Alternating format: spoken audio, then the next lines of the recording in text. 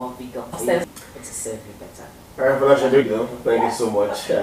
Let's start this morning with a check of stories making headlines in the national dailies. We start this morning with the Daily Trust newspaper, and on the front page of the Daily Trust newspaper, we have this story leading.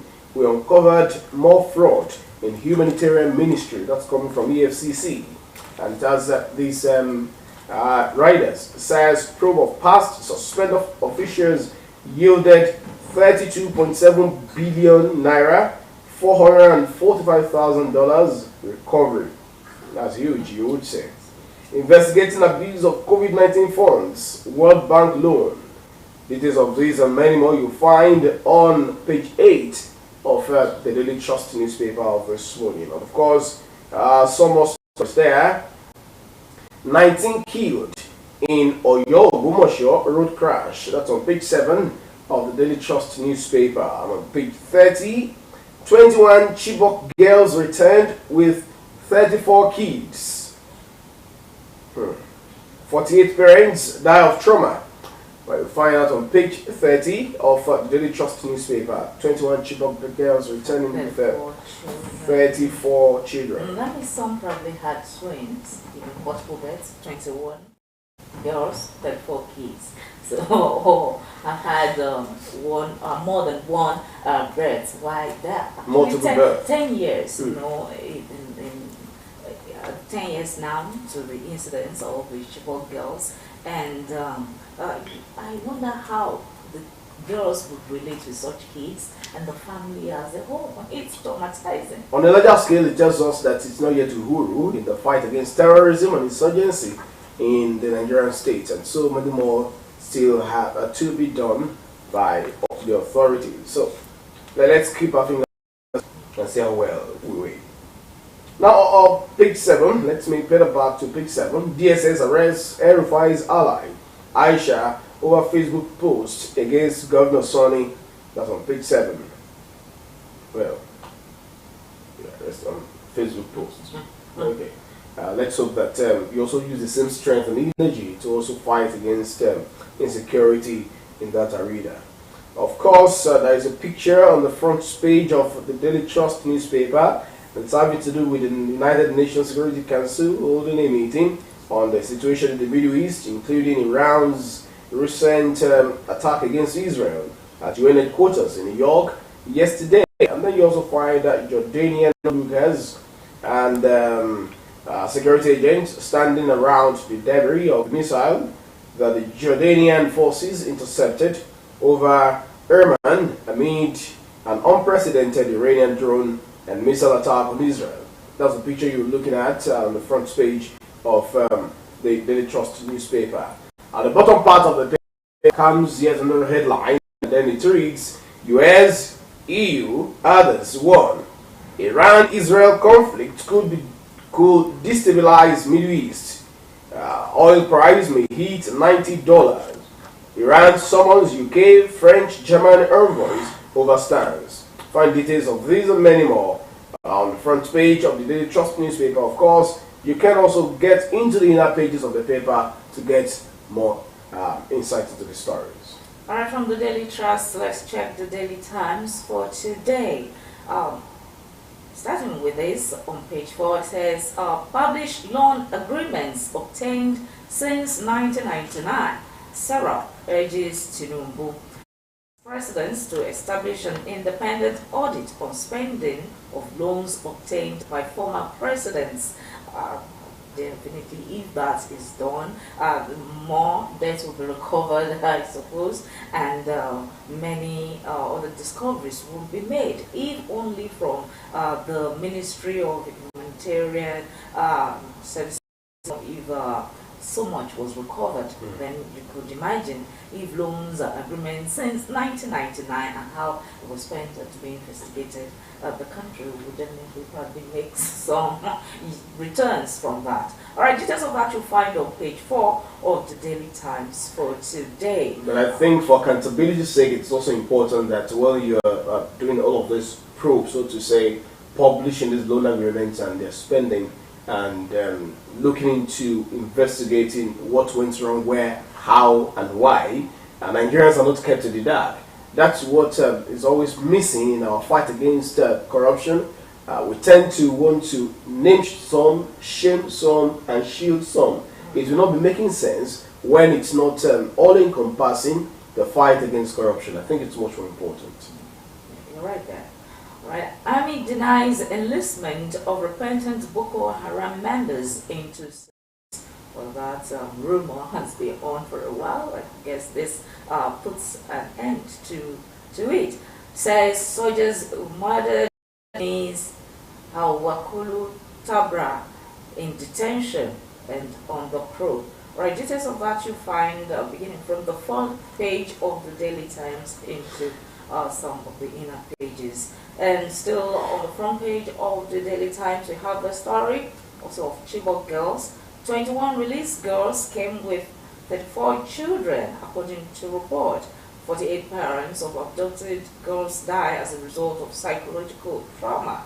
Several cases of kidnapping instability persist, with girls among those most at risk. NDLEA recovers 900,000 opioid pills, 1,347.4 kg in 7 states. Details of that you'll find on page 4 of the Daily Times for today. And on page 11, Safe Schools Initiative, FG to engage hunters, vigilantes on intelligence gathering. Okay, anything as long as the children are safeguarded in their schools and the society at large. Chibok girls, U.S. pledges support for Nigeria's anti-terrorism war, victims' families. Right, details of that you find on page 6 of the Daily Times for today. And just before we leave the Daily Times, let's check on page 2. FG needs Nigeria's support to make lives better, says Minister of Information. Sunday, let me ask you, what do you do as a Nigerian, to support Nigeria to make life better?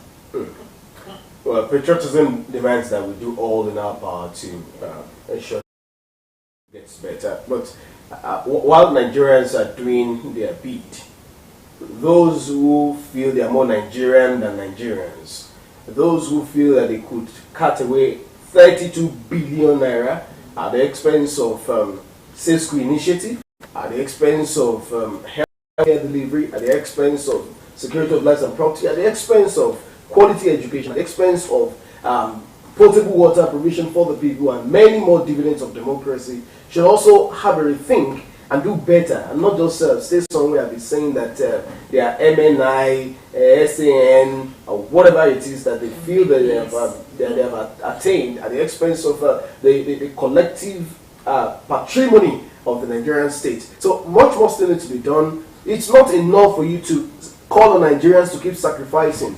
Are you also sacrificing? When Nigerians are being patriotic, are you also patriotic? These are very important issues to really look at. Not that Minister of Information will be coming out to say Nigerians must do this. You are also a Nigerian, Honorable Minister. The President is also a Nigerian. All other ministers are Nigerians. Members of the House of Representatives are Nigerians. Let the senators also do their bidding, not just that you are sending prayers to our inbox and then to have a pleasant holiday, and then you are putting color on corrupt tendencies. It does not make sense. You are telling Nigerians to sacrifice. You are living stupendously extravagant life. It does not make sense. Okay, but as Nigerians, we still owe the nation our patriotism. Let those who lead us well.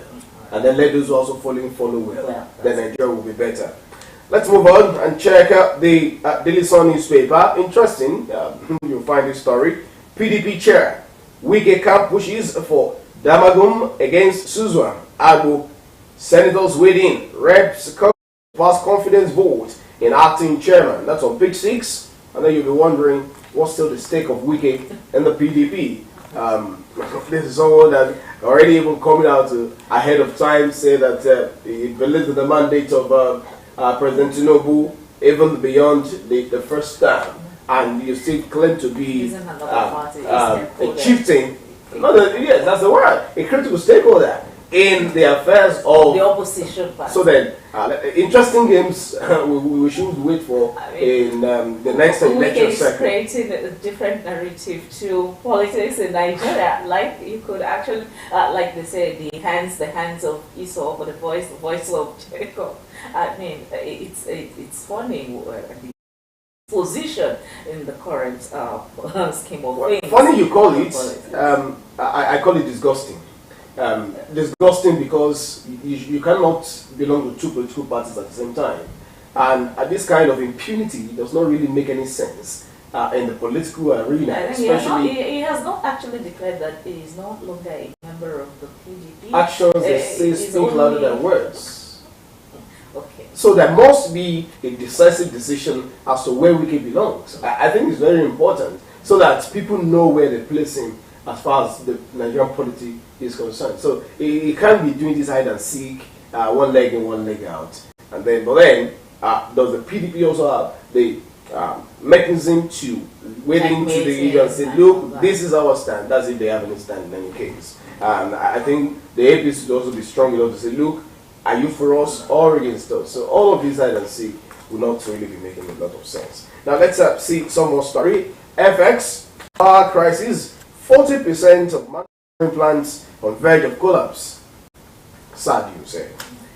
So page 2 of the Daily Sun, MAN, Kasima, others raise the alarm. That's the issue there. And then on page 8, Safe Schools Initiatives, I beg your pardon, Safe Schools Initiative, FG to engage UNDA's vigilance for intelligence gathering. I told the story the other time. Whichever method we're taking, safe school should be safe school. Safe school should make our school safe. So that's important. Let's also check this story on page 27. Akpabio meets South APC State Chairman, charges them of party unity, cohesion. It's on page 27. And Kajuru kidnapping, 76 of 87 so far released, 4 killed, 7 others withheld over inadequate ransom. That's on page 4 of the Daily Sun newspaper. And this one, Coastal Road, no compensation for shanties owners. That's coming from Umai, the Minister for Works. And on page 28, world leaders condemn Iran's attack on Israel, call for ceasefire. That's on page 28 of the Daily Sun newspaper. That does it. Okay. And from the Daily Sun, let's check what's on the Vanguard for this morning. On the Vanguard, we have this tariff hike. TCN discos bigger over falling 20 hours supply. Pardon. Riders, the story says, Bank A consumers protest on the supply, seek downgrade. And total supply remains insufficient, according to Consumer Network. Government must sensitize consumers and others by its power of Nigeria, says. This was to set up response team and reverse hike to avert further misery and suffering as electricity workers there, and vow to sharp power supply nationwide if colleagues are attacked as electricity workers there. And that's why on page 22 and 3 of the Daily Sun we have the story, electricity tariff hike, Nigeria still pay for darkness. Nigeria is paying for darkness.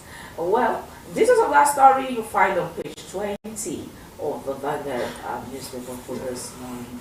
And still on the Vanguard newspaper on page 9, power shift, Tinubu's factor, PDP in make or mark neck meeting this week. Okay, let's hope maybe the issue you raised about week will be part of the discussion. Make or mark neck meeting. I hope the neck will not break. Yes, that's it. All right, those with integrity solidly behind me, Ubara declares. It's another story. Okay, details of that you find on page 8 of the Vanguard newspaper. Obama allow entrapped residents access to their homeland.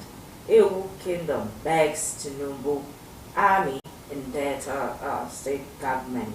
This is about is on page 25 of the Vanguard newspaper. And okay, the other story we've read in the previous newspapers. Right, let's check the Daily Independent newspaper this morning. On the front page of the Daily Independent newspaper, you'll find these stories. The leading story there is from the economy. Oil production shortfall may threaten Naira recovery. That's according to experts. And then on page 7 of the Daily Independent, tension in Kano over plan to arraign Ganduje family members. Staying still with page 7, people with integrity, character are with me, says Fubara. That's talking about Rivers politics and its upheavers. It's not subsided yet. On page 6, you also find the Chibok story that we took earlier. Page 6 still, Africa lacks quality, selfless leaders. That's coming from former presidents. But I hope they are also leaders with quality, selflessness, and even if they were examples, even if they are leaders with selfless qualities, as they say, and that means they failed, because while they were leading, how come they didn't breed another crop of leaders that will follow suit after them? So we begin to question their selflessness and leadership qualities. Of course, time will tell. Let's see how things play out in the Black Continent. Army denies recruiting repentant Boko Haram members.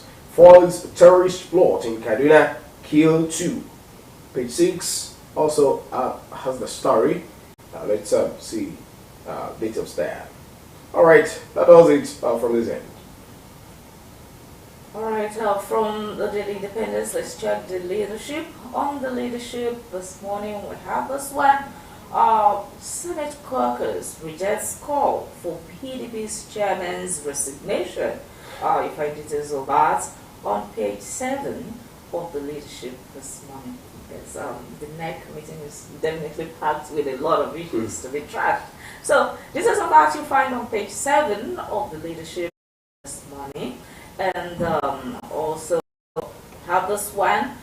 How we recovered 32.7 billion naira, $445,000 from humanitarian ministry, says AFCC. You find it on page 7 of the leadership this morning. I think poets, we have stuff to read it right from that incident, and something keeps flashing my brain. Okay. In humanity, in the humanitarian ministry, it's not really making sense. Okay. Yeah, that such inhuman treatment development will be coming from the humanitarian ministry. It's sad. But let's wait till the conclusion of all the investigations. Perhaps it's not just in the humanitarian ministry.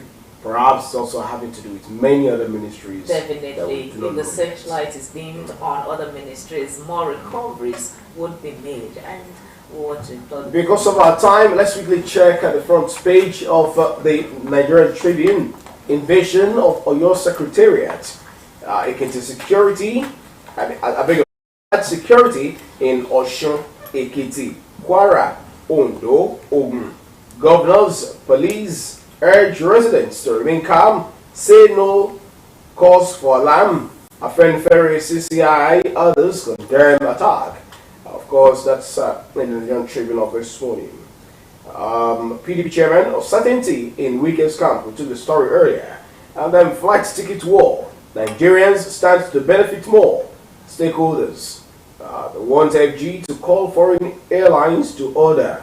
That's on page 2 of the Nigerian Tribune newspaper. This and many more you'll find in the Nigerian Tribune newspaper of this morning. Please do check. Right, with that, we will be going on our first break on the program this morning. When we return, we'll be delving into the political arena, especially looking at the gladiators for the ticket of the All Progressives Congress, APC, in preparation for the November governorship election in Ondo State. Please stay with us. We'll be right back.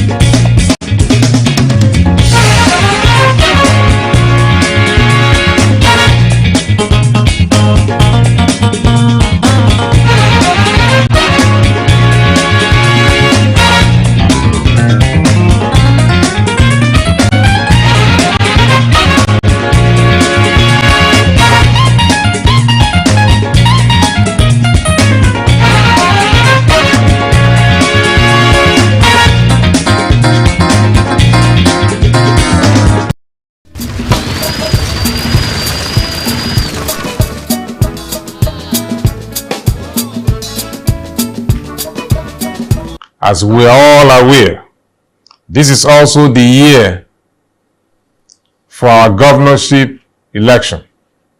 Expectedly, political activities will gain prominence as we march towards the election.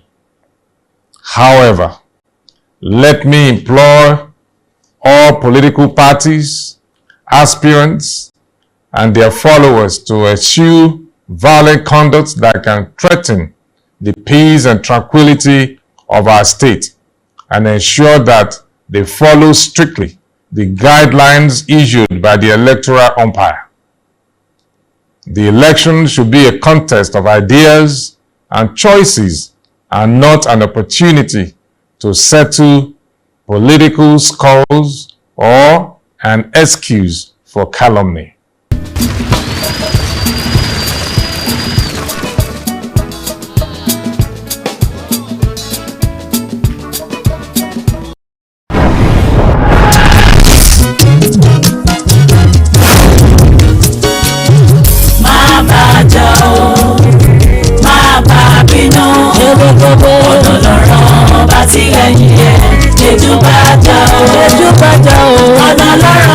Ti ṣe tiẹ̀ lójú bá jà o. Èràbé má bá jà o, má bá bínú.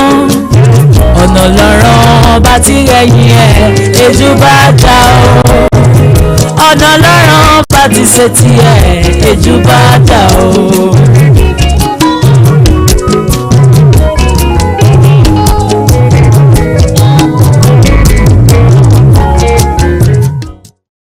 A ní ká júbà fún ọba pé torí pé àwọn ọmọ ẹgbẹ́ wa wọ́n wà ń bí, a dẹ̀ ń ṣe ètò lọ́wọ́ fún ìdìbò tó ń bọ̀ fún gómìnà. A mọ̀ pé gómìnà ti wà ń bẹ̀, ṣùgbọ́n ká lè máa tẹ̀síwájú sí nínú ipò yẹn, àwọn ẹgbẹ́ wa gbé ètò kalẹ̀ pé a ní láti ṣe àwọn ètò ìdìbò tinú ẹgbẹ́ kó tó di pé ó máa kan ìdìbò ti gbogbo ìlú.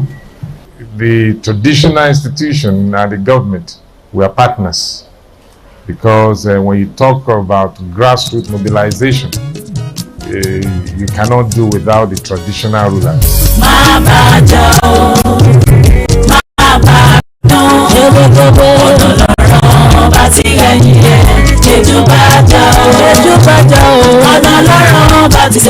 A fẹ́ fi dání lójú pé bá a ṣe wá síbí torí yín o, pé a sì máa dúró tì í gbọ́yìn ni lágbára Ọlọ́run, àníjà yín kulẹ̀ o. Ibi sá tóbi sọ̀pọ̀tà àdúró kẹ̀ débìlà gọ́ọ̀nà wàá dún àsìkò ẹ̀ náà dáadáa. A tù wá lára o, a tù wá lára o, orí ìgbà yìí o.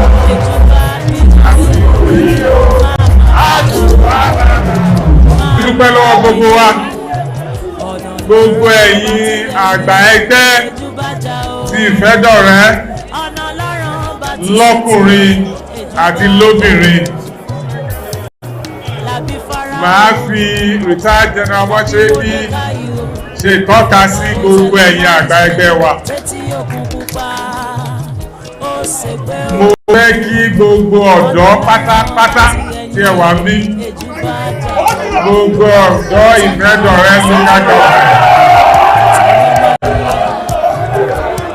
láti Ìjàrẹ́, Ìgbàrà Òkè bí àti Ìlaramọ̀ bí zone, gbogbo yín pátápátá ni mo kí o.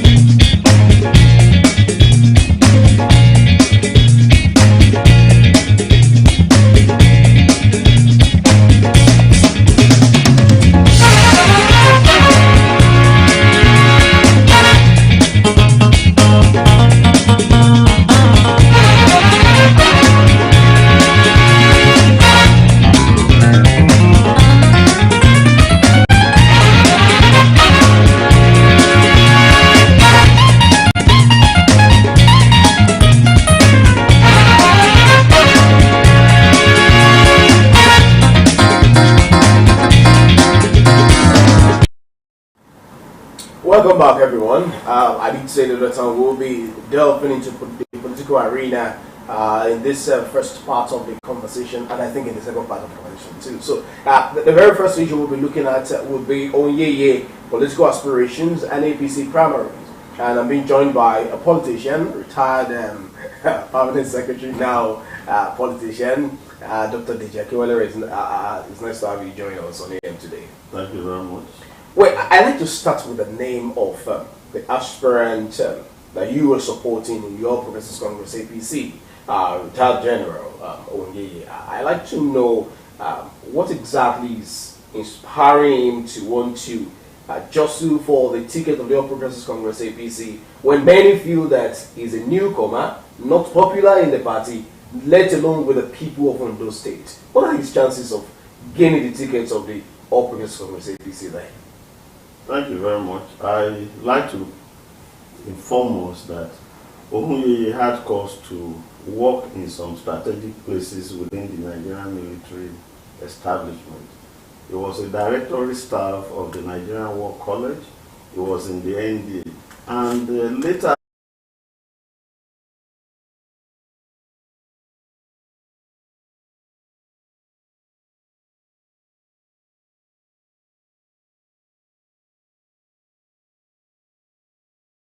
military alone, there are people, MD, CEOs of establishment of banks that go there. Because at a certain level in this country, you look beyond the professions. You are thinking about the Nigerian project.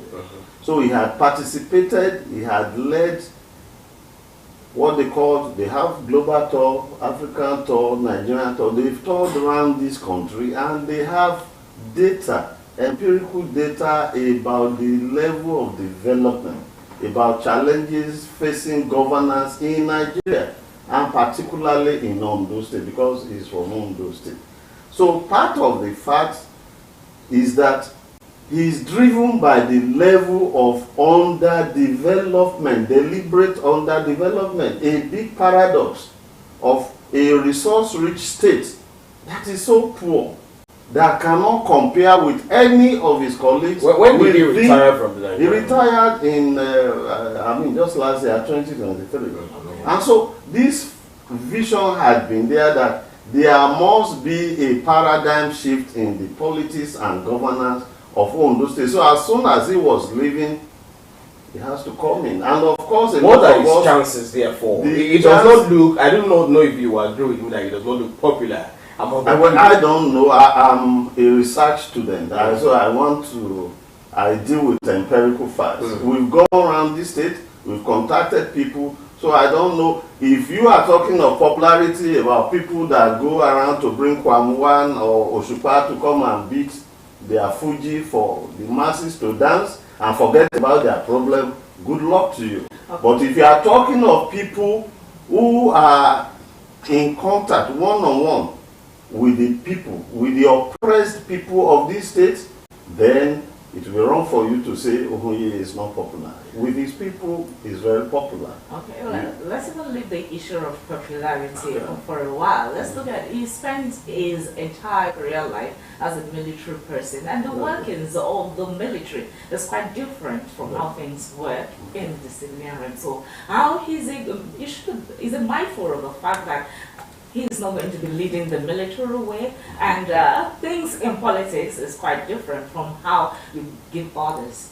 I think we all agree. I mean, we at our level should understand that within the military they have the best of training.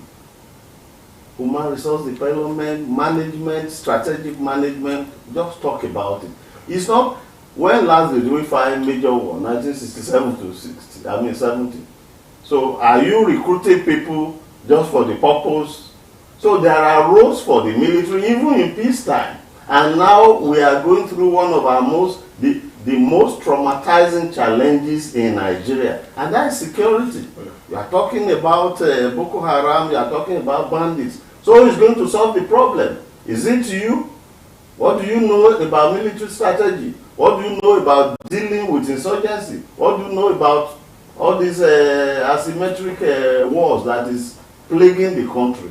So for us today, no development can take place in Ondo State or Nigeria without somebody with a military background that must solve our security challenges. And for Ondo State is a very strategic state because the location is an access to the entire southwest. You know what has been done to the Middle Belt, Plateau, Benue, Nasarawa, they have almost been overrun. So all the governors are trying to do is how to curb insurgency, how to deal with people living, internally displaced people. We will not wait till that happens to Ondo State or any of the southwest region of Nigeria. We must bring somebody who has the capacity, the competence to deal with the most critical problem of Ondo State now. Akeredolu started something, thank God, with the Dawn Commission. They came with this idea, but he embraced it so well with our Amotekun Corps. But even then, you knew what he went through. So this must be consolidated, it must be sustained, and the only person that can do that is not the kind of politicians that you see around that we call that they are popular. It is somebody who must be able to resolve this issue of security, bring a kind of collaboration with other security agencies and solve that problem. It is then that economic development can thrive. It is then that industrialists can come to Ondo State. But if you are having this major challenge and you are dancing up the street and you say you are playing politics, you are wasting the time. I know you're not so comfortable with the issue of popularity I've been talking about. No, I'm comfortable. It's a matter of perception. On a more serious note, you agree with me that politics is a game of popularity and number. Yeah. And so I am more particular about that, especially looking at the internal politics of the APC. Now, 16 aspirants just look for the ticket of the party. And you find former this, former that, one who has been at the House of Reps before, one who has been at one position or another before, and now you are coming with someone who has all of his life been a military personnel and now just coming to say, I'm venturing into politics. I'm more concerned with chances. What are his chances? What has been deliberate efforts put into boosting his chances to get his ticket? What has he done? Thank to you very register his name with the people. Yeah. I told you earlier that we have a very effective campaign strategy. We've gone around the entire local government, not once, not second time. We are meeting with key stakeholders, not people, card-carrying members of the party, not just dancing around, carrying Fuji people or musicians to sing for you and make people happy and forget their problem. We are engaging party leaders. We were at our yesterday, we had a meeting with a very elaborate elders councils of the APC, and we spoke with them. We had, it was a party, and we are doing that. This morning we are going to Ondo. Yesterday we were the leadership of Akure North and Akure South, and that is going around and around. When you talk about popularity, it is to the glory of God that people are realizing that there are options to what the society has been offering them. You talk about popularity. Somebody has contested the election 4 times. So why didn't the structure produce him as a governor? Somebody had contested the election 3 times. He had lost 3 times. So where was his popularity? We are in a situation where people have to make choices now because the people you are offering to them, a lot of them are with a lot of moral and political baggages. Don't also forget that your aspirant will also be facing an incumbent, and the power of incumbency in politics can never be sovereignty belongs to the people. It doesn't belong to anybody you call an incumbent. Have you not seen where incumbents have been kicked out of the office? We are talking of Ondo State that is in a critical juncture, that they must take a decision whether to die or to live. And I'm sure the people will choose to live. They must choose development. Of course, politics is not a do or die affair. No. That is the destiny of Ondo State. That's what you mean. That's the destiny of Ondo State. It's like the biblical thing. Choose today what you want to be. Okay. Whether you want to continue in this perambulation, economic miasma, and you are not making them. Ondo State is the least developed of all this of the Niger Delta state. Go to Asaba, created in 1996. Even Ekiti that has nowhere. Ekiti has better infrastructure than Ondo State, and you want the same people that you say they are popular that they have structure to continue and perpetuate this deliberate underdevelopment and their own personal self-interest and self-development. That will not happen. Yes, don't forget that the incumbent right now has spent barely a few months in as a substantive governor of the state. And of course, people are eager to know what he's been. Some would say he's been doing well, and they want to also know. They want to see him in action, in real action. They are eager to see what he would deliver when he's given the mandate. So, what is trying to say is that don't you think your candidate is going to have a hard run on this? Governance is not a gambling affair. It's a deliberate plan for development. The incumbent, of course, had been he had been a deputy governor. He had been in the party. I mean, he had received his mentorship from his boss. And what we are saying from every look, I mean, around us, is that Ondo State deserves somebody better than any incumbent or all these people that had been around for so long and have not been able to turn the fortune of Ondo State for the benefit of the people. And one thing you must realize, you talk about the military, we need discipline in governance. We need people who have a disciplined background, not people just making statements, no integrity, no anything. We are tired of that. How well will you also respect constitutional provisions as yes. a military background? I can assure you that absolutely he will abide by the party structure. I wish you were the person here to have this discussion. Because a lot of the issues that your people are engaging outside there, they are not relevant to what we need. Onye has been talking about the fact that there needs to be within the APC stakeholders engagement. The moment people get elected, they just forget about the people that bring them to power. They appropriate power and sovereignty to themselves. These are issues he's been talking. We need a leadership that we respect party structure. This is unlike what we had experienced in the age of UPN or AG.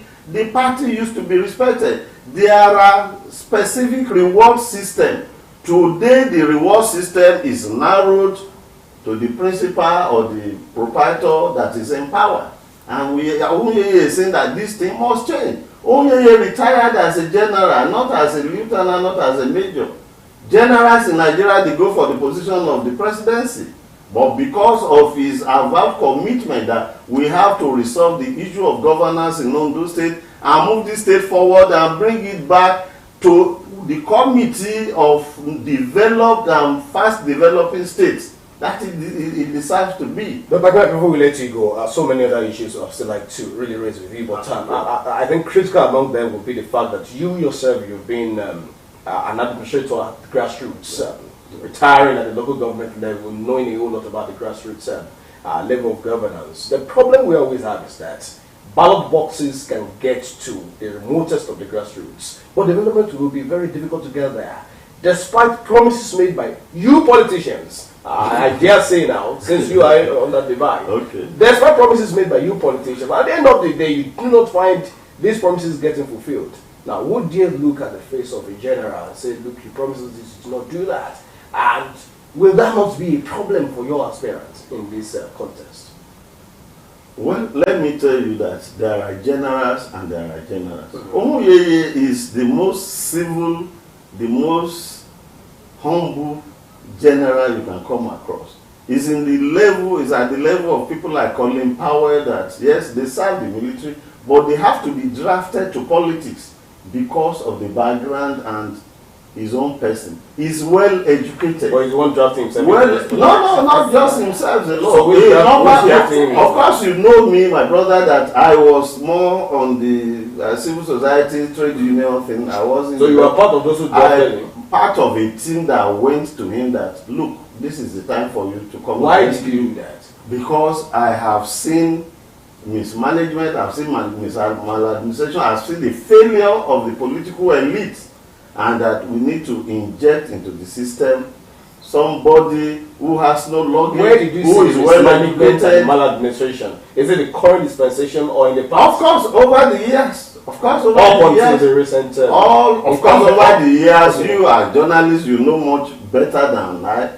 that within the political space now, people are talking about certain amount missing, whether it's 8 billion, about 10 billion, or whatever, I don't know, about certificates or signatures being forged.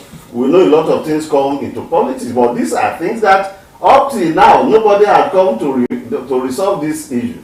So will we now come that people we have or some people have mismanaged their own establishment, they are not functional, and now they are presenting themselves for service? Is it somebody that is owing government so much, and now you are probably looking for the resources of the state to pay your debt? There are a lot of challenges that the people know about, and the people have been so impoverished. You have weaponized poverty that they cannot even think straight. All they are battling with is about survival. So, get a little palliative here. Even, you know what they have done with the palliatives. So are there chances that your principal will look into these matters when eventually? At the level I speak with you, I told you that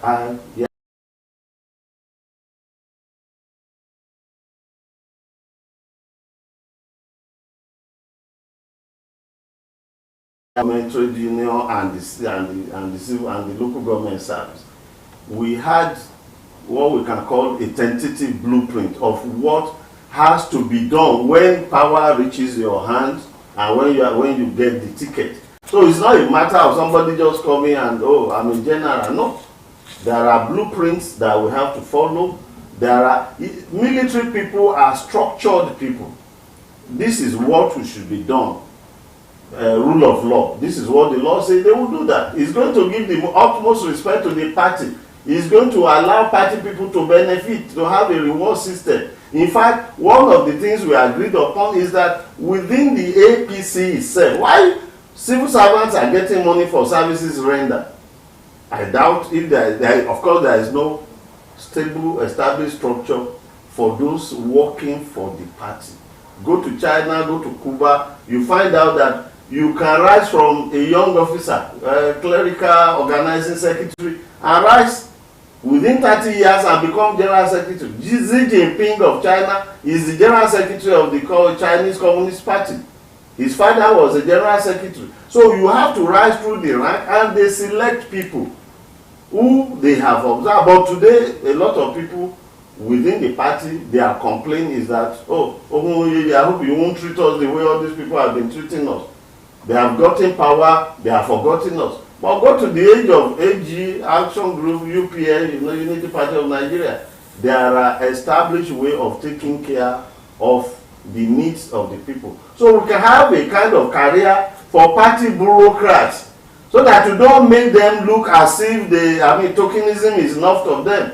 Go to the party. When a governor or a senator goes to any of the party offices, people are behaving like almajiris, begging for money, singing, saluting them. Things that are awful, that shouldn't happen.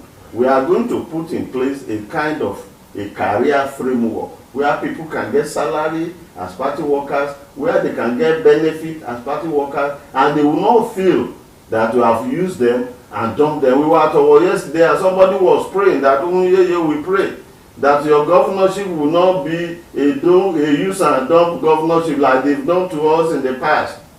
Okay, say that will not happen. There are two things that are very, very paramount in every contest. It's either you win or you lose. It is just a constant. What happens if your aspirant loses the ticket of the APC? Will he still be able to stay and work for the APC in the general election, or will he feel so bitter and then abandon the party? Well, we will not lose this election, but answering the question is that we will abide. Party autonomy will believe in party supremacy. Okay. If today the party comes and say, "Oh, this is where we are going," we will abide with whatever comes about that. But I can assure you that it is those people that you are staking your money on that will lose this primary. I don't understand that. That a lot of people that you are staking, you are investing on, there are those that will lose. Who is taking money on who? Where and how? Because you have told me, oh, can this person be defeated? Can the senator be defeated? Can the member, two-time member of House of Reps be defeated? Because From what you are saying, those are people you are staking, you are investing. I am asking a question as a journalist. Okay. You should answer because you're a politician. Okay, I've answered that. There and this is why I asked you. Okay. In Nigerian political landscape, I know you've been around for a while. You know all of these things. People who have been at one position or the other want to advance to another, and so the electorate tend to want to judge candidates or aspirants based on their antecedents and then their pedigree. That's the question. What exactly is the pedigree, the political pedigree, not just military pedigree of your aspirants? That was what I meant. Not okay, no, we wouldn't quarrel. Of course, no. I'm talking about essentially what is important is service to this nation. Somebody has served this nation. He has put his life down. Many of the people we are talking about cannot even put their life down on their party. They lose from one party, PDP this year, they jump to APC. They lose from APC, they run to Labour Party. They lose in the Labour Party, they come back to SDP. Even as we speak, there are many of them who are just like gamblers, that if I lose in APC, oh, I will go and try my luck in SDP. Okay, still taking a cursory look at matters on our hands. If, for instance, and I'm being careful with my diction, I also think you would pick me very well. If he gets the ticket of the APC, what would be his quick win, lower hanging fruits to first deal with towards placing the APC on a pedestal of success? For instance, there's this syndrome they call winner takes it all. Would that be his disposition, or will he be able to be magnanimous enough to rally around all others and then let the party be on a pedestal of me? Thank you very much for this question. Omoye is a man with a very large heart. Very large heart. When he gets the ticket, I can assure you that he's going to bring every other contestant together. APC is larger than any person. It's an institution. It's a leg, it's a heritage that we have to sustain. So it's going to bring people together and let them work. And we will look at the competencies and skills of some of these people. Those that will not pollute the system, we will encourage them to join us. But if you are coming with a background and antecedent that is blemished, that is stained, we will not work with you. Okay, so far you've mentioned the kind of restructuring is going to make within the political, within the party, but you haven't mentioned the deliverables to the people. Yeah, you talked about, and you also mentioned about meeting stakeholders. Yeah, and you don't necessarily have to you talked about quick wins. We need something more strategic than having quick wins. Quick wins are likely, just to pacify the people, okay, distribute this. Omoye is coming to governance with, we're going to have our own strategic plan, long-term plan, and you have some that within the next 4 years, what do we want to achieve? You can break that into little bits. But we will not deceive our people by what in many cases are called quick wins. That you just want to pacify them just for the moment, and as soon as they are satisfied with that, to leave that. There are many enormous problems in Ondo State. And he has often been saying that, look, we are going to exploit the opportunities that is available in the newly created maritime and blue economy at the federal level. Ondo State has one of the longest stretch of the sea. The sea there, the ocean, something is naturally deep. You don't even need much of dredging. And so he's talking of bringing investors without necessarily relying on your federation account revenue, because we don't have the money to do that. We're going to source for investors, whether from China or Japan or Korea, to develop seaports. Our sea, the Atlantic belt there is deeper than Lekki, is deeper than Apapa. We can have two, and that is what he's proposing. And the moment we are able to have seaports in this place, refinery is equally possible there, because the place is, the ocean level is very deep. In Lagos, in Apapa, the major ships, the very big ships they can't come down. So they bat somewhere there, you send smaller ones to evacuate the oil. But in those states, you can't do that. So he will struggle as much as possible. We will get a good support. The maritime economy we stand the best chance of benefiting from it than any other states along that bed. That one is their infrastructure. We don't need rocket science to build infrastructure. The moment you have some of these major infrastructure, these major assets, maybe a seaport or a refinery there, the companies, there will be numerous companies that want to work within this area. They are capable of building a dual carriageway from Igbokoda to Ishua. It's a matter of agreement. Stop, we are not taking taxes from you. We are going to deploy the tax you are supposed to pay. Come and use it for the construction of a dual carriageway. Come and use it for a railway within the state. These are things, and the moment that is done, of course, the economic ripple effect will be so enormous that from Igbokoda to Ishua, you will see pockets of industries, welders, all sorts of people, they will be benefiting. How many kilometers of, how many roads have we, how many projects have we commissioned in Ondo State within the past 6 or 7 years? Of course, you want to mention or go to Ondo State, go to Ijebu-Ode, go to Abeokuta, and see the number of flyovers. Since our people like flyovers, you will see them. There are how many? The resources of Ekiti is far below that of Ondo State. Go to Ekiti. Go to Abakaliki. I was in Abakaliki many times in the past, and we used to think it was a rural road. Just one person transformed the entire place. And the person who is capable of doing that in Ondo State is Ohunyeye. He's educated. 2 first degrees, 2 master's degree, a PhD, and rising to the level of a general. So he has he's a chartered economist, a chartered accountant. He has a PhD in strategic management. So all the wherewithal to do this, they are there. Our education sector, you know what it is? Ondo State used to be the leading state.